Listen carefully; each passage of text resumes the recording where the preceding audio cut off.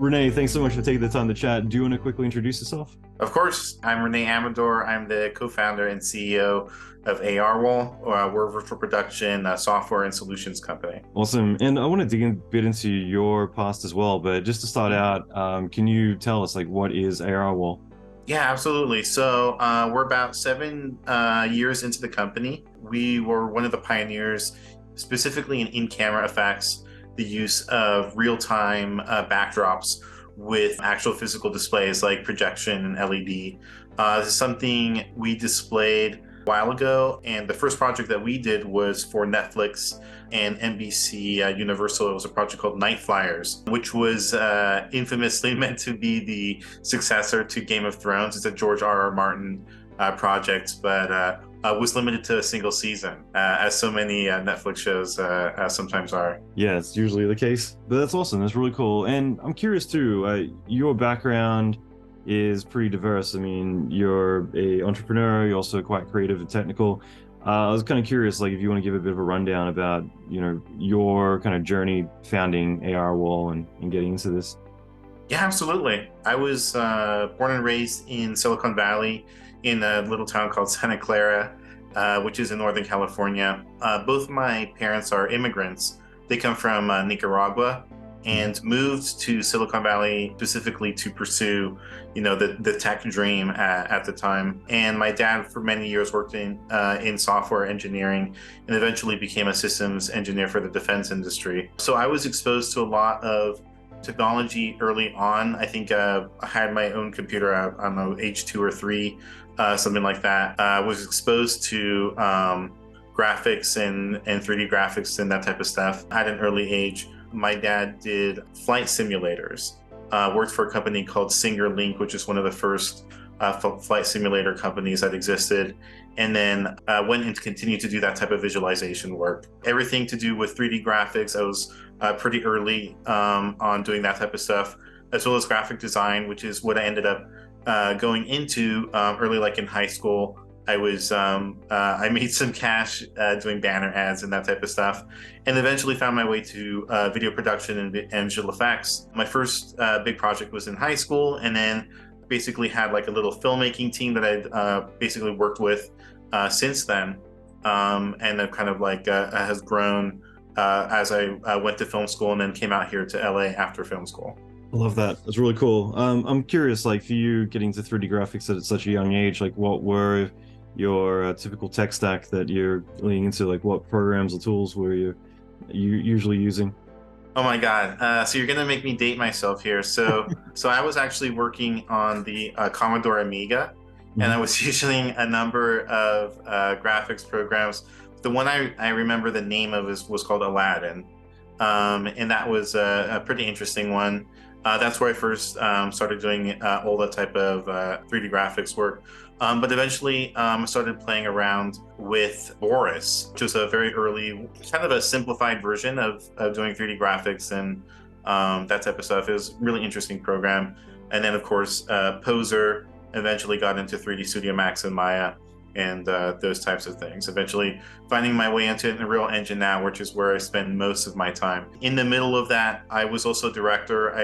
I've directed about 350 commercials, short films, and pilots myself. And I ran an ad agency prior to ARwall, where we did commercial production, mobile and app design, web design, that type of stuff, for about 150 campaigns, which was awesome. But ultimately, ARwall was a skunkworks coming out of that company, and eventually we decided that ARwall was the more interesting opportunity, which ended up being the correct bet. That's really cool. Yeah, I guess my background, I was a late bloomer. When everyone else had 486s, I managed to buy, selling my own artwork, a crappy 286, and got into deluxe paint and Povray, and then 3ds DOS, and I'm guilty of the Bryce and Poser epidemic that the internet had to endure for a while, I'm sure. But Poser, oddly, I think it's still going. Oh, excuse me, you're right. It was Bryce, not Poser, not Boris. I'm thinking of a similar name thing. Right. I don't know why, but Bryce and Poser are always kind of the fairly low barrier of entry in terms of I can get cool results right away. So usually I think everyone kind of dips their feet in there and then slowly starts moving to other stuff. Yeah. Oh, that's amazing. Yeah, that's awesome. Yeah, I guess like in terms of you initially starting ARwall, like yeah, I'm just kind of curious. I watched the Death of the Green Screen, I think it was, video on your YouTube, which was kind of fun just to watch the It's backstory. how we killed the green screen. How It's we even killed the more green. provocative than people remember. I love Yeah. it. It was such a hook. Yeah, I mean, if you, I'd love to hear a little bit about that in terms of just how you founded the company and the problems you're really trying to tackle with starting a business like this. So prior to this idea kind of forming, I had gained a reputation as doing a lot of emerging entertainment tech. I had worked as the resident filmmaker for a company called Envisage Technologies, which developed a graphene-based image sensor, and they were purchased by Apple. And basically, their tech is now standard in most Apple. That's how they're achieving some of the new stuff in Apple's phones. I was known for that, and like basically being able to communicate really difficult ideas to creatives and to filmmakers. Virtual production definitely qualifies as something that would benefit from that. So when kind of my co-founders and I got together, one of the big problems that we discovered was that I think people had previously tried to do something like this, but ended up being more of a business and marketing problem than really a technical problem in many cases. So what we tried to do was to create an entire business strategy around the product and the technology, and that was my job, and that's how I became involved in the company. It didn't hurt that I myself was a filmmaker and I knew how to, talk to filmmakers and understand kind of like where their heads were at when they're making these types of decisions. How we killed the green screen, that was basically covering the first project that we used to test this technology and see if this is going to be viable. We had some amazing partners which were named in that project, who were filmmakers and LED providers who basically saw exactly what we saw, have benefited greatly from being really early on that technology as well. And then obviously we've benefited from basically being able to patent a good amount of the tech stack that we developed in the creation of that project. So the modern form of the company basically is taking the tech that we developed as a core at that point and then wrapping it into products at the professional and prosumer level. That's basically what we do as a company. That's great. In terms of launching, I guess, more your immediate services for ARwall, like how long did it take you to find product fit? How long did it take us to find product fit? I mean, we didn't really start trucking along until 2019. So we struggled for 3 years. I think the first iteration of our product was something like it's like a $240,000 a month enterprise license we were asking people to pay, and then we were getting we were pro rata charging down that license based on the length of your production, something like that.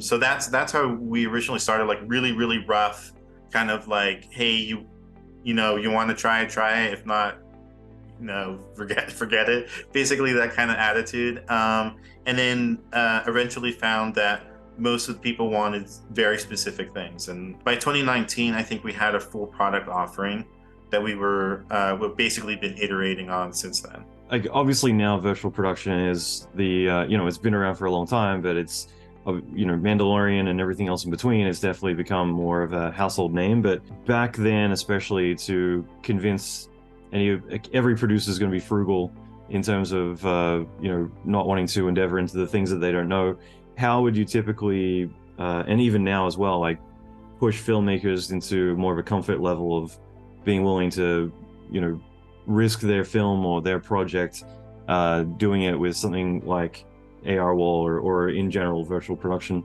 Yeah, absolutely. So first off, there's lots of ways to get into virtual production. We're not the only one. Definitely wouldn't even say that we're like the best option. It totally depends on your specific situation. What we like to say we specialize in is independent virtual production and prosumers. Basically, if you're at home, if you're a marketing team, if you're low budget production, and you do want to add this to your capabilities, we're a really good fit for that type of thing, whether you're coming to us for consulting and services on the project, a new stage, or like software and servers and that type of stuff. But Unreal Engine is really the first place that most people get started. It is the graphics engine that has become the standard in the industry for people to get familiar with. That said, for filmmakers, Unreal Engine can sometimes be a very daunting product. It is equivalent to something like a Maya or 3D Studio Max in the level of complexity. It does a slightly different thing. It's definitely built more for game development and interactive design. Because of that, most of the work that we've done has been in building out tools that are specifically filmmaker facing. And there's other tool makers out there who've done the same thing. And I would say it's a work in progress because this is still a very young industry. We're just now beginning to get to the point where like, hey, there's a bunch of stages built and you have an option between them. And like, that's something pretty new. Yeah, no, that's great because yeah, again, I feel like a lot of people, like I mentioned before, it's a buzzword for some, and some people will want to jump on that just for the sake of it or curiosity, but there's always going to be that practicality of, well, how does it actually fit into what I'm doing, and what are some of the positives and negatives, basically like the constrictions of working in a like virtual production environment, because obviously things like film pickup, like if you're doing a location shoot, you're not going to be able to go all the way back out there and do it all over again, plus capture the same time of day, and weather and everything else. Like, I was just curious to kind of, if you want to give like the quick rundown on pros and cons or limitations of virtual production versus soundstage and obviously outdoor location. Yeah, absolutely. So assuming that you've decided against shooting on location, like you want to bring it in studio and you're looking for that cost benefit and you're looking for that, theoretically performance benefit, people can actually take their time to do, their dialogue driven scenes and performances and that type of stuff.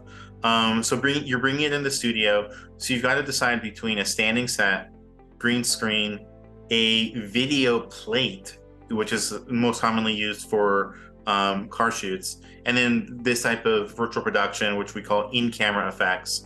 It's also sometimes called XR filmmaking, which is basically a fancy way to say mixed reality filmmaking, where like the photons are actually coming into the lens of the camera from the screen, that type of thing.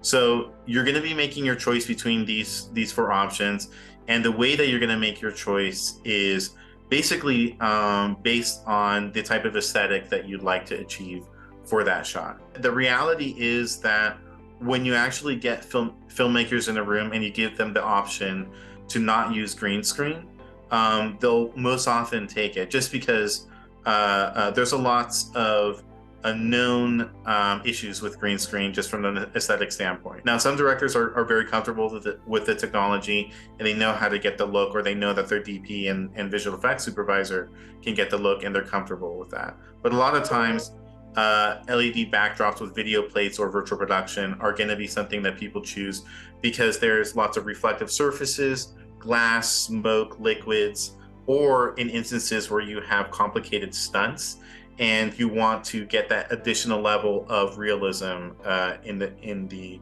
scenario. The other reason that you're going to choose in-camera effects versus these other options is if there's a very short amount of post-production time and you want to get an effects-heavy shot. So a good example of that would be sports broadcasting. It's not something that a lot of filmmakers think about, but you can think of it as they often have access to the athletes only for about one day, a couple weeks prior to when the season begins. It's a press day. So on that day, they'll often bring them in front of a virtual production setup, capture them in front of that setup, so that there's a very minimal amount of post-production involved in completing that footage in time for the season to begin. So that's like an excellent example of where virtual production can really cut things down.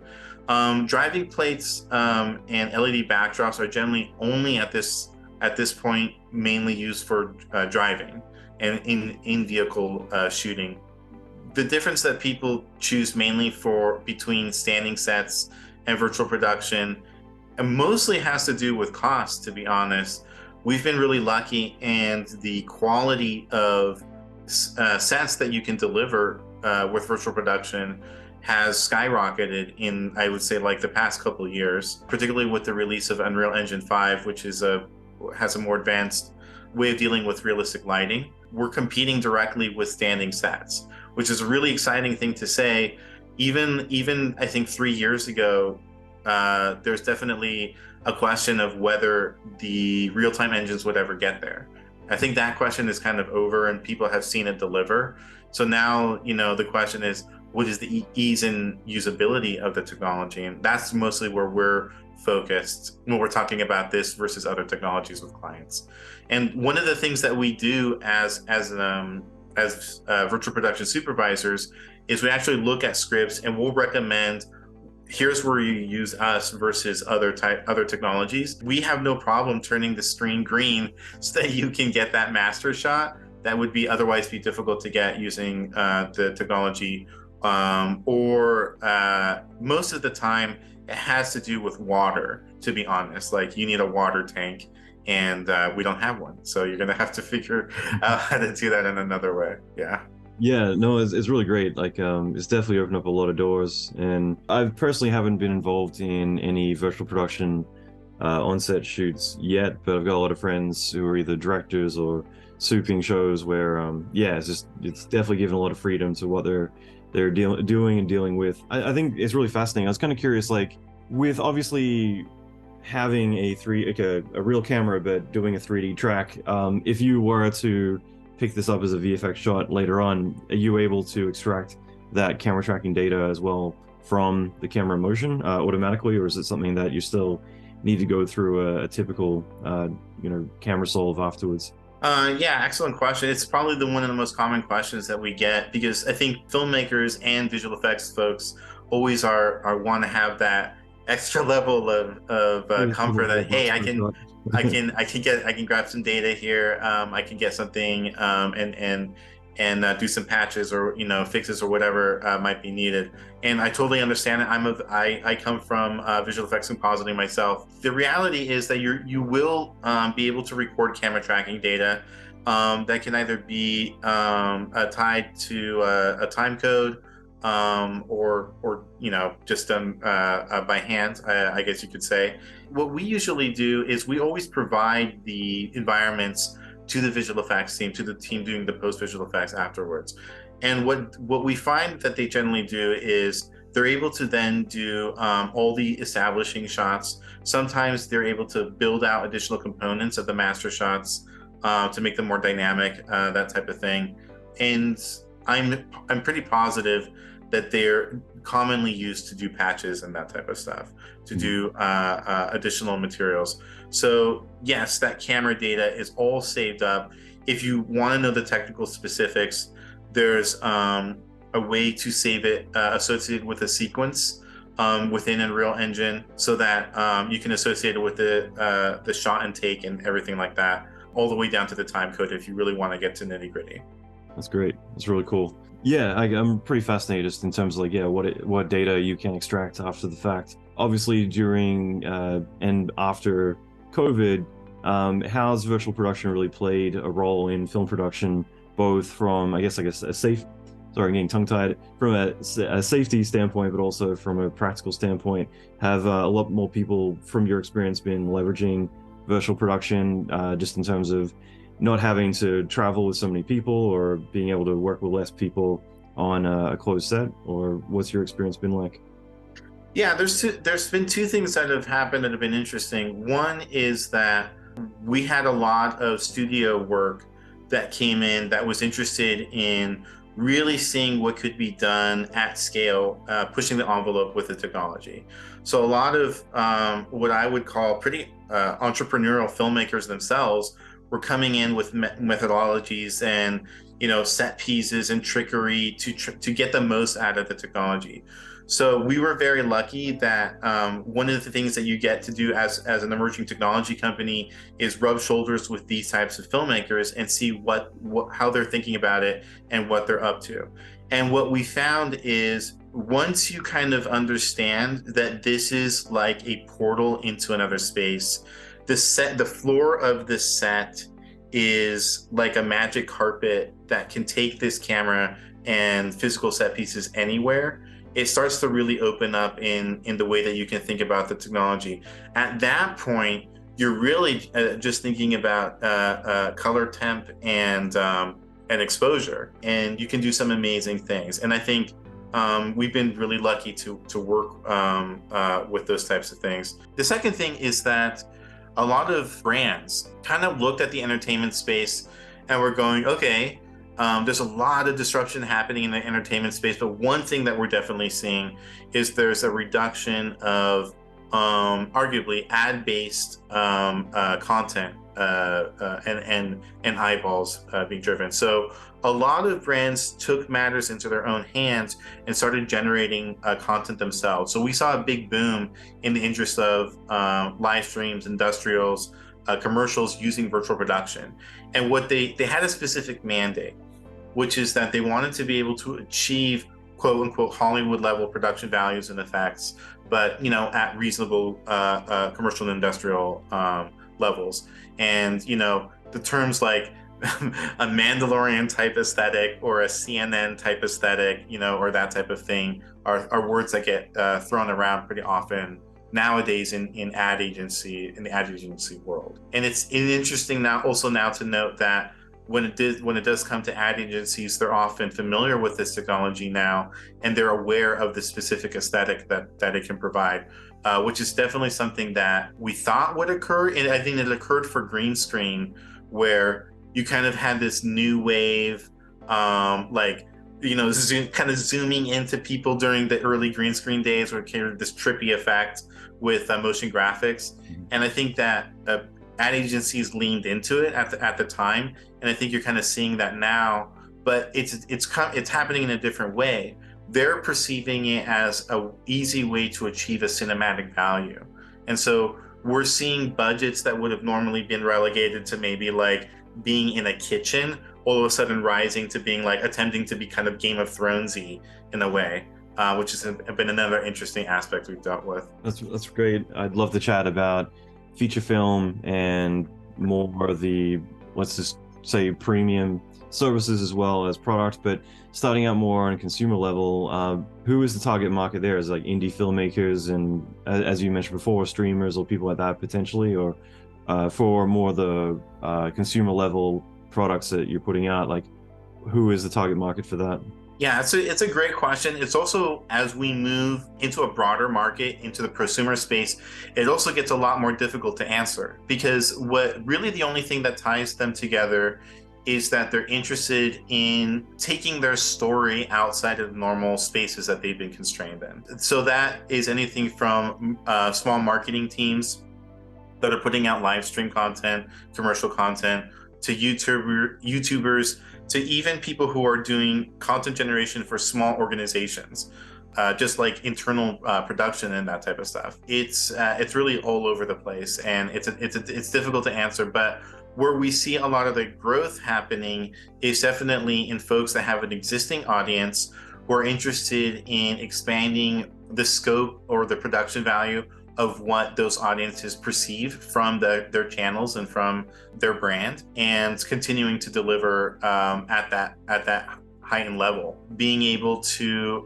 combine their performances with extravagant set pieces and locations and effects and that type of stuff, and conceivably down the line also digital crowds and characters and that type of stuff, which I think is some of the exciting stuff that's coming down the pipe. That's great. And I think for a lot of people, they think virtual production, again, it's going to be more the Hollywood unobtainable space. So for people who are looking to purchase or acquire something that they can start using, like what does that look like for them, and pricing points, things like that, if you're able to talk about that, just so that way people again can kind of look at this more from a realistic standpoint of, oh yeah, wow, okay, that is something that I could look into and start thinking of next steps. Yeah, absolutely. For those folks that are interested in more the professional level, we have a plugin. It's the plugin that we use when we're on set for production for Warner Brothers or Disney or whatever the case may be. It's called ARFX Pro Plugin for Unreal Engine, and you'll need to have some understanding of Unreal Engine, Unreal Editor, but not much. That starts at $5.99 to get started with that one. And then we have another product called ARFX Launcher. This one comes bundled with 10 maps. It's essentially the same technology, all the same options, everything like that. That one starts at $9.99. It's the 10 most commonly requested maps that we have gotten in the past 7 years. So that's like residences, offices, jungle, desert, that type of stuff, as well as a few science fiction locations that we're known for in our demos. So definitely, if people are interested, they can go to our website. All of that is available right now. Everything the real value of these products is that you get us as a support team. We have documentation, videos, and we'll hop on the phone with you or video chat to get it working for you the first time. And always happy to do that because we're learning every time too, and we want to make sure that that the process continues of expanding the access to this technology. Yeah, I think it's so important. I was just chatting with the producer this morning actually because I'm pricing out a motion capture studio and a few other things at the moment for upcoming Amazon show, and that's something that I was pointing out was that I care less about the product and the price as I do about access to the people at the company, because again, it's, you know, you could go and spend a fortune or save a bit of money on something, but when there's zero support or someone to turn to when you're trying to get something working, it you know, the time wasted there becomes detrimental. So yeah, having access to you guys, I think, is worth its weight in gold. So that's really amazing. We're happy to be that resource. More than half of our team is product and support folks, and these are folks that aren't just familiar with the product and the entire tech stack.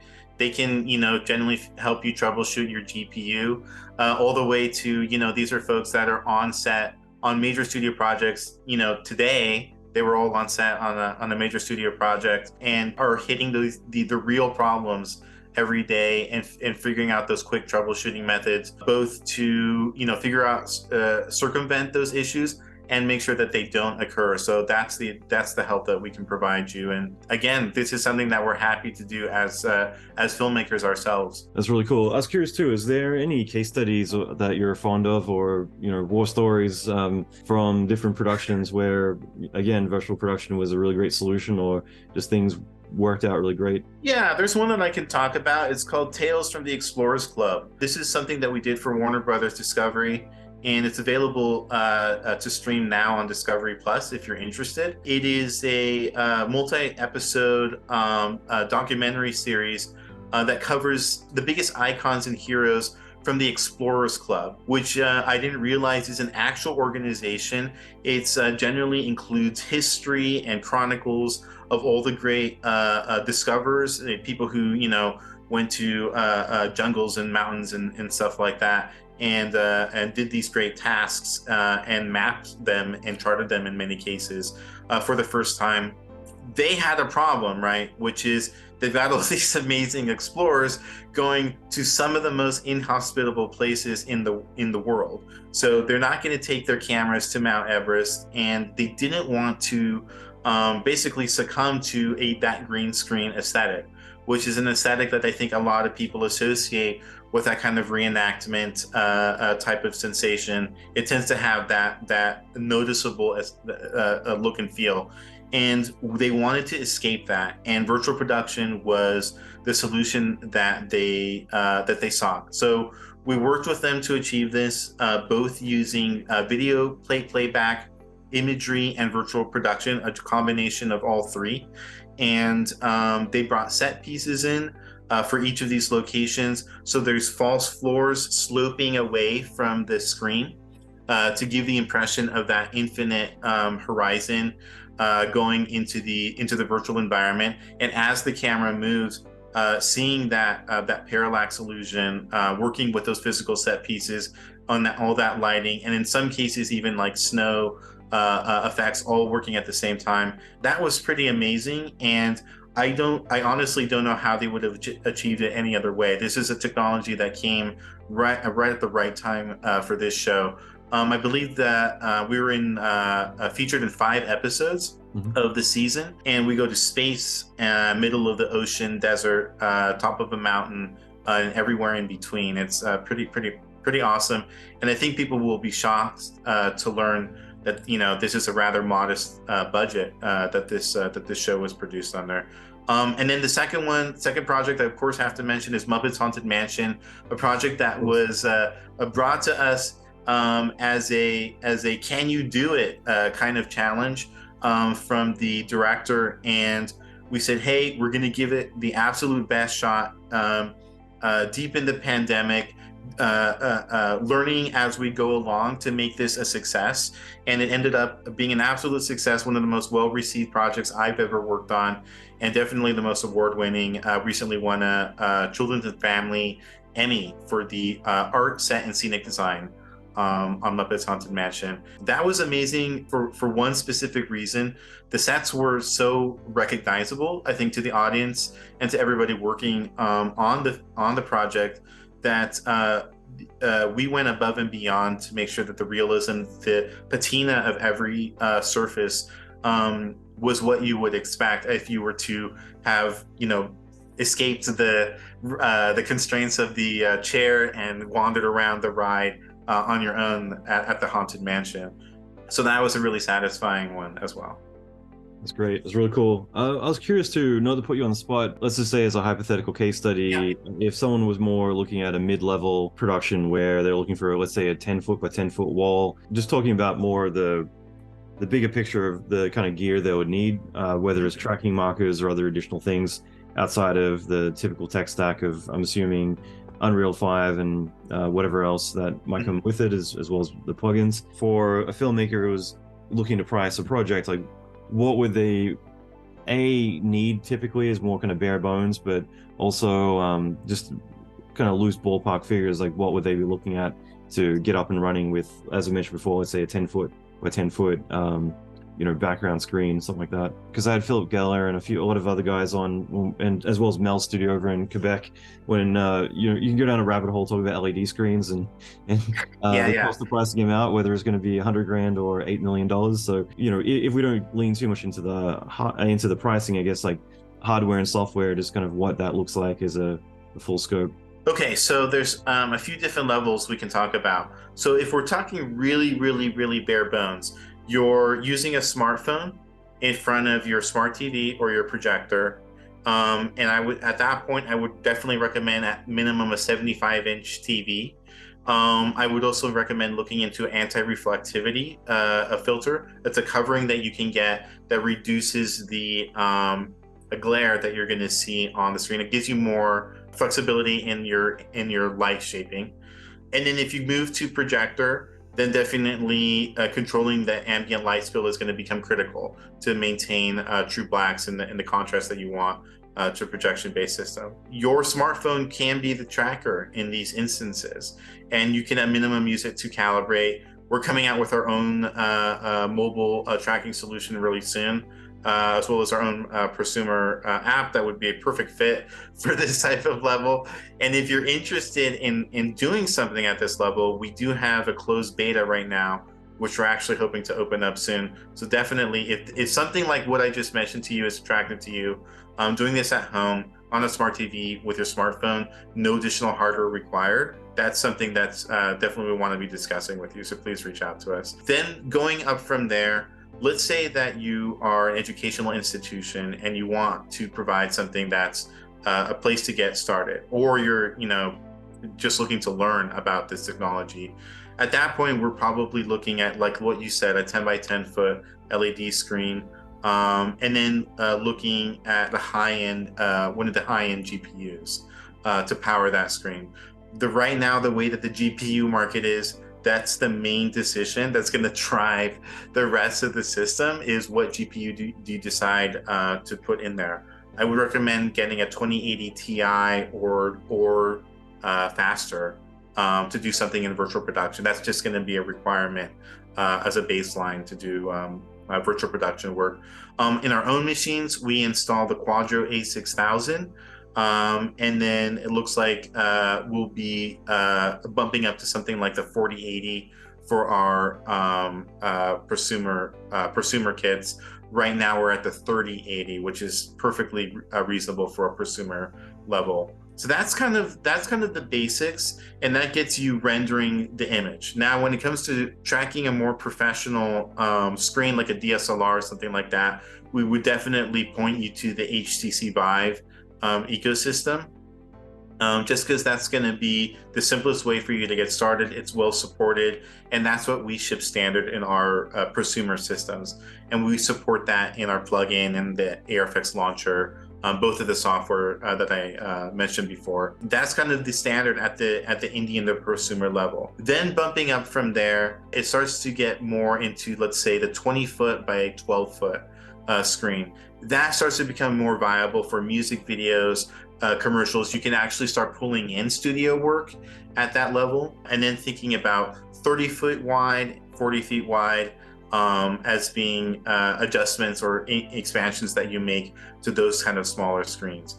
Once you start talking about any type of screen that is 20 by 12 feet, which is about 4K resolution or larger, you're going to want to start thinking about a beefier server system, something like a 4U server rack-mounted system with an AMD Threadripper as the CPU powering that. You're going to want that overhead on the different threads on that CPU. And then definitely want to think about a Quadro-based GPU for those systems. In the instance that you have multiple screens, that's the point that you want to start thinking about doing node clustering, having multiple systems. I want to be clear, as soon as you jump from a single system and start going into any type of netcode with virtual production, with node clustering and that type of stuff, it's a whole other hairball. So at that point, you want to seek professional help. And we can help with that for those folks that get to that point. That's a beautiful segue. I was curious if you want to elaborate a little bit about the services professionally that you provide for other production facilities, directors, and filmmakers, and everyone else in between. Yeah, absolutely. If you're a producer, line producer, UPM, or visual effects supervisor, you can absolutely approach us, and we will function as department heads for virtual production. That's everything from providing you a bid and budget, script breakdown saying, here's where we are going to be most effective, here's where you should not use us, and letting you know the numbers associated with those decisions, as well as recommendations on our partner stages that we have here in LA or at the location that you're shooting at your production. So we can pop up at your location as well with rental gear if you so choose. However, there are so many partner LED stages that we have around the world at this point. It's definite that we can find a good fit for your production. And also, since they know who ARwall is, we're one of the top providers in this space. They know that when we come onto a stage, we come with educating the client, which is where they perceive their biggest headache, to be frank. It's educating the filmmaker on the technology. So if they know that we're involved, they can lower their rate in most cases to make it make it really easy decision to go to their stage. So that's the additional value that you get out of ARwall's brand and our reputation as virtual production supervisors in this place. It doesn't hurt that we often win awards for the projects that we do. So stages also like to get Emmy award winning projects being done in their stage. So there's a good chance that we can make that happening for them as well. We do pre-visualization, we do animatics, and we work with the DP, the production designer, and the director to get every single thing hammered out before we step on set. Once we're on set, we manage a tech rehearsal with the other department heads. These can be lean skeleton type departments at that point. And then either we transition into normal principal photography, or we go into a normal kind of rehearsal period at that point. So the tech rehearsal is specifically for the virtual production and the cohesion between us and the rest of the teams.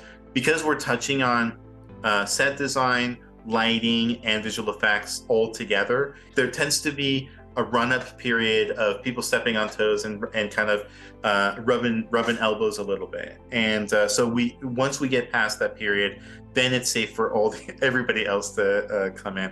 And I want to be clear, that's the same education issue that a lot of people talk about in the virtual production industry. So that's built into our strategy.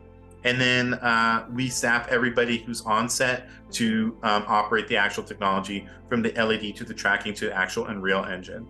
Now, ideally, all the creative has been set at that point, and the person operating is mostly doing like, contrast, temperature, tint type of changes to the scene.